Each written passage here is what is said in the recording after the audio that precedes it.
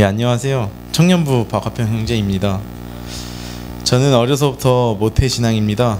이 모태신앙이 농담으로 하는 말처럼 뭘 해도 못해먹는 신앙의 준말로 모태신앙처럼 막연히 생각을 가지고 자랐습니다. 우선 처음에 시작한 교회는 기독교 가족 같은 느낌으로 친인척 가족 구성으로 된 교회 공동체에서 생활하다 보니 지금 들어서 그 생활과 환경을 생각해보면 동아리 같았고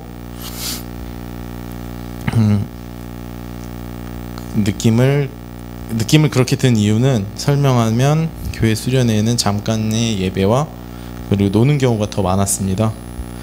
하지만 교회를 다니면서 주님과의 교제보다는 지식만 늘어가고 교회는 친척같이 가깝게 생활했습니다. 하지만 이후 교인들 간의 분란과 갈등 때문에 교회에 나오게 되면서 무난하면서도 안정적인 교회를 찾기 시작했어요. 그간 몇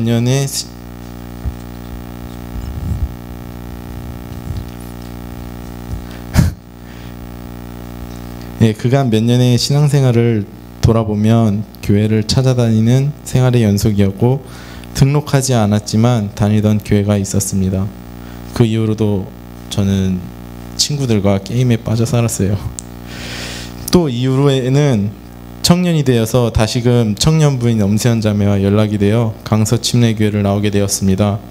저희 인생에서는 이것이 진짜 신앙을 가지게 되는 첫걸음이었습니다. 처음에는 강서교회에서 너무 살갑게 맞아주시고 부담스러웠지만 이 적응 시간이 몇 주 걸리더라고요. 형제 자매들이 잘 대해주고 교회에서 헌신하는 모습에도 감명받았습니다. 짧은 기간에 다는 알 수 없었지만 단합이 잘된 느낌이 충만했어요. 그리고 목사님들과의 교제 가운데에서도 많은 위로와 방향을 잡게 되었습니다. 정창욱 목사님의 짧은 교제를 통해 제 머리가 크기 전에 빨리 마음을 잡아야 한다는 말씀과 또 진심을 넘어서 전심으로 나가야 한다는 말씀을 들음으로써 빠르게 방향키를 잡아주고 주님이 다져주신 길로 마음을 잡아야 한다는 절실함도 느꼈어요. 이후 청년부에 들어오고 강서생활관에서 형제들과 함께 생활하면서 부활복음반을 하게 되었습니다. 주님을 알아가는 것에 더 깊어졌고 예수님과 나의 관계가 부활의 믿음과 십자가의 사랑으로 맺어져 있다는 것을 알게 되었습니다. 복음을 계속 들으면서 주님이 저에게 분명히 하신 말씀은 나의 죄는 바로 내 자신이 주인이 되려 했던 악한 죄인임을 알게 되었고 사탄처럼 스스로 하나님이 되려 했던 마귀의 자식임이 밝혀졌습니다. 무엇보다 그동안 예수 그리스도를 내 자랑으로 여기지 않음도 알게 되어 회개케 하셨습니다. 저는 점점 더 예수님에 향한 갈급함이 생겼습니다. 그 당시 저는 학자금 대출과 가정생활비로 인해 경제적 많은 부담이 있었고 나이가 들면서 차도 가지고 싶고 그 외에 스마트폰, 최신형 전자기기 등을 내가 가지고 싶은 것들에 대한 욕심을 놓을 수 없었습니다. 하지만 복음반을 통해 돈에 대한 욕심과 갈망이 조급함도 부질없다는 것을 일깨워주셨습니다. 하나님 나라 큐티를 하면서 주신 말씀입니다. 전도서 7장 29절 말씀. 그렇다 다만 내가 깨달은 것은 이것이다. 하나님은 우리 사람을 평범하고 단순하게 만드셨지만 우리가 우리 자신을 복잡하게 만들어 버렸다는 것이다.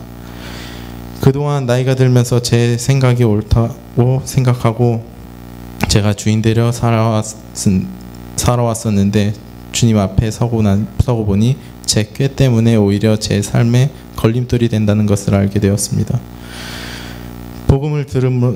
복음을 들으면서 나태한 삶이 아닌 주님을 알아가며 그 발자취를 따라감이 제 삶의 이유이고 오로지 주님만 영광받기에 마땅하고 온 만물의 주이심이 복음반을 통해 확실히 깨닫게 되었습니다. 비로소 저는 저의 죄를 위해 죽고 부활하신 예수님을 나의 진정한 주님으로 영접하게 되었습니다. 예수님을 영접하고 생활관에서 청년부 형제들과 함께 살면서 부딪히기도 하지만 서로에 대한 이해와 배려를 알게 되었고, 그러면서 형제들 간의 교제를 이루면서 교회 공동체의 신비에 대해 많은 생각을 하게 되었습니다. 예수 믿기 전에 교회에 왔다 갔다 할 때는 보여주기 위해 주여 주여 하는 자처럼 미선적인 삶을 살았지만, 이제는 오직 주를 신뢰하고 그 안에 이뤄주실 화합을 위한 선하신 목적을 따라 살아가길 원합니다.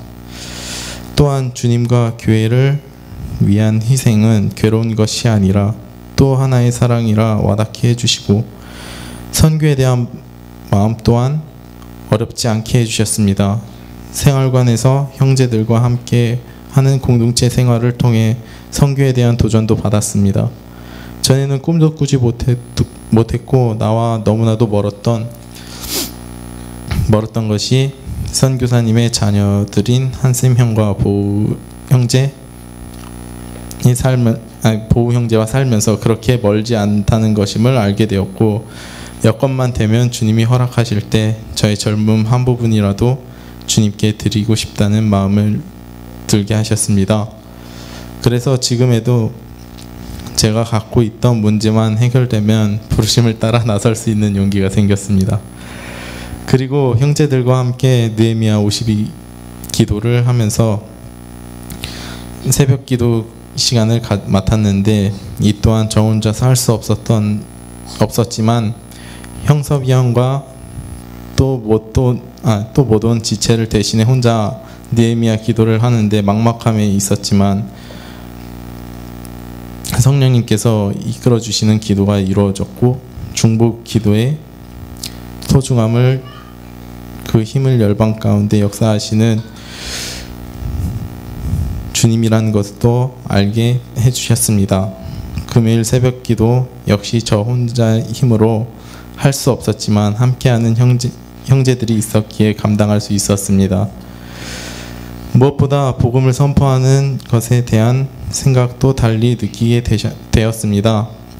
청년부 사도여행 때 전도하는 일과 예수 그리스도를 선포하는 것이 막연함과 부끄러움이 있었어요. 하지만 주님께서는 이런 저를 부끄럽지 않게 여기시고 사랑해서 자랑으로 여기신다는 것과 마찬가지로 저 또한 예수를 내 자랑으로 선포하고 내가 갖고 있던 죄악들을 회개하는 마음을 주심을 용기가 되어 선포할 수 있었어요.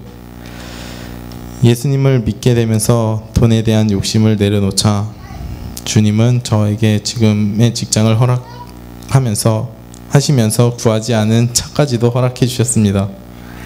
이제는 이 직장을 통해 삶의 현장에서 복음을 드러내는 제자가 될 수 있도록 기도해 주세요. 이제는 복음을 부끄러워하지 말고 담대히 자랑하길 원합니다. 앞으로 사랑하는 강서 공동체와 함께 예수 그리스도를 알기에 힘쓰고 기도하고, 하나님의 아들이시며 죽기까지도 저를 사랑하셨고 사람의 부족함을 수용하고 용서와 화합을 이루어주신 그 사랑 저도 담아가겠습니다. 이제 저는 오늘 신뢰를 받음에 앞서 예수님에 대한 저의 믿음의 고백을 하고자 합니다. 저의 죄를 위해 십자가에 죽으시고 부활하신 예수님은 저의 주인이시고 저의 구원자이십니다. 또한 예수 그리스도는 저에게 영원한 생명을 주신 하나님의 아들임을 믿습니다. 이제는 예수님을 저의 주인으로 삼고 남은 여생 주님의 뜻에 죽고 사는 인생으로 살고자 하는 고백으로 하나님 앞에 여러분들의 증인으로 삼고 침례를 임하겠습니다. 요한복음 13장 34절에서 35절입니다. 새 계명을 너희에게 주노니 서로 사랑하라. 내가 너희를 사랑한 것 같이 너희도 서로 사랑하라. 너희가 서로 사랑하면 이로써 모든 사람이 너희의 제자인 줄 알리라. 아멘.